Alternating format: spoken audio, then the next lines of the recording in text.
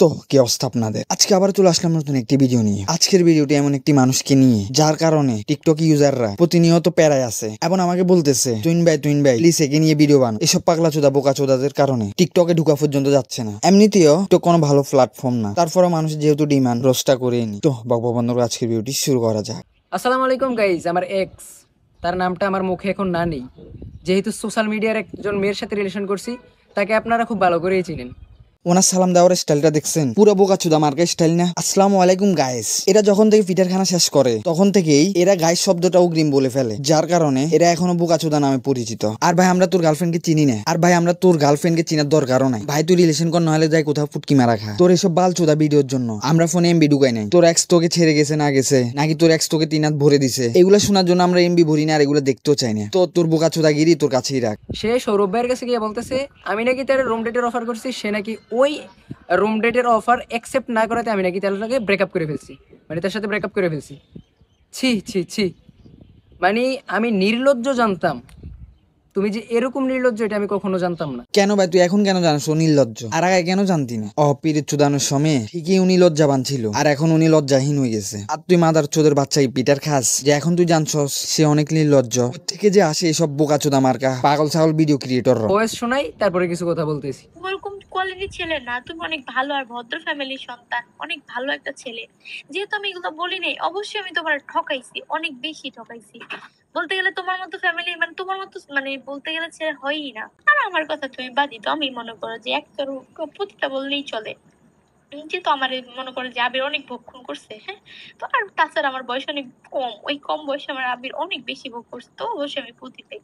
Guys বয়সটা তো আপনারা সম্পূর্ণ শুনলেন, এখন আমার সাদা মনে একটা প্রশ্ন। আমি ভাই তোর সাদা মনের প্রশ্নের মায়েরেও বাপ, ভাই তোরা কোনো সাদা মনের প্রশ্ন করিস না ভাই। তোদের পার্সোনাল লাইফের এসব নষ্টামি তোরা আবার এসব গুলো ভিডিও করে মানুষকে শুনাইতেছ। তুই মাদার চোদা এক নির্লজ্জ, আর তুই মাদার চোদা যার সাথে প্রেম করছ সে তো আরো বড় নির্লজ্জ। দুই নষ্ট যখন একত্রিত হয়ে প্রেম করে তখন বাস্তব লাইফে কিছুটা এরকম কিছু রেজাল্ট দেখা যায়।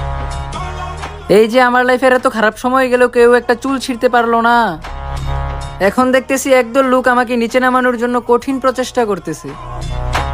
হ্যাঁ, চেষ্টা করতেই থাকো, ভুলবশত সফল হইলেও হইতে পারো। ওরে ভাই রে ভাই, তুই কোনখানের কোন সুনামিয়া যে তোকে মানুষ ডাউন করতে ঢেফরে লেগে আসে? আমার কাছে তো মনে হচ্ছে যে তুই যেভাবে বলতেছ ওইভাবে তো বিল গেটসের পিছু এত শত্রু নাই যত শত্রু তোর পিছনে লাগি রয়েছে। তার মানে তো এটাই দাঁড়ালো যে তুই কয়েকশো বিলিয়ন $US ইনকাম করস প্রতি মাসে, আর এগুলা দেখে মানুষের হিংসা হয়, তাই তোকে ডাউন করতে তার উঠে পড়ে লেগে আছে। ভাই তোকে একটা আমি অনেস্ট রিভিউ দিই, যাই পাগলা কারোতে গিয়ে নিজের ভালো করে ট্রিটমেন্ট করা, বাল চোদা টিকটকার। আমার লাইফের সবচাইতে সেরা ডিসিশন হয়েছে মায়াবতী রূপে কালনাগিনীকে লাইফ থেকে বিদায় করে দেওয়া, আর নিজেকে প্রেম ভালোবাসা থেকে 100 হাত দূরে রাখা। ধন্যবাদ। তোর লাইফে সব থেকে সেরা ডিসিশন এটা কিনা তা আমি জানি না, কিন্তু তোর লাইফে সব থেকে ভুল ডিসিশন যেটা, ওটা হচ্ছে তোর হাতে স্মার্টফোন আসা, যেটার মাধ্যমে তুই আমাদের মতো হাজার হাজার লাখ লাখ মানুষকে তোর কন্টেন্ট দিয়ে নির্যাতন করতেছস। কন্টেন্ট না, এটা তো কন্টেন্টের নামে বোকাচোদা পুরাই। তোদের লাইফের কি করছস না করছস, কারে কে বলছস না বলছস, এসব নষ্টামি কন্টেন্ট করস তোরা। যারা আপনাকে ইচ্ছা মতো ইউজ করছে, এখন আবার কিভাবে জীবন ধ্বংস করবে ওই পরিকল্পনা করতেছে, তারাই দিন শেষে আপনার কাছে মানুষ। আর আমি আপনার সর্বদা ভালো চাইলাম, এখন আপনার নজরে আমিও মানুষ। বাহ। আগে ভাই এটা বল, তুই নিজের চরকে না তেল দিয়ে তোরে কোন বালে বলছে কি আরেকজনের ভালো চাইতে? তুই নিজে হচ্ছে একজন মানসিক রোগী পেশেন্ট, তুই এখানে গিয়ে আবার আরেকজনের ভালো চাইতেছস। তুই আগে নিজের ভালো চা ভাই, তোর কাছে মাপ চাই ভাই, তুই অন্য কেউ ভালো চাওয়া লাগবে। তুই আগে নিজেকে গিয়ে সুস্থ কর। আর ভাই সব ভিডিও শেষে এভাবে দাঁত কেলিয়ে আফুন মারাই নিয়ে হাসিটা না দিলে হয় না, আর সব ভিডিও শেষে কল্লাটা না ঢুলাইলে হয় না। তোরে তো দেখতে পুরা বোকাচোদার মতো লাগে, এই কারণে বলি তোর হাফানি ব্যারাম আছে মনে হয়, যার কারণে ভিডিও শেষে তুই কল্লাটা এমনি না।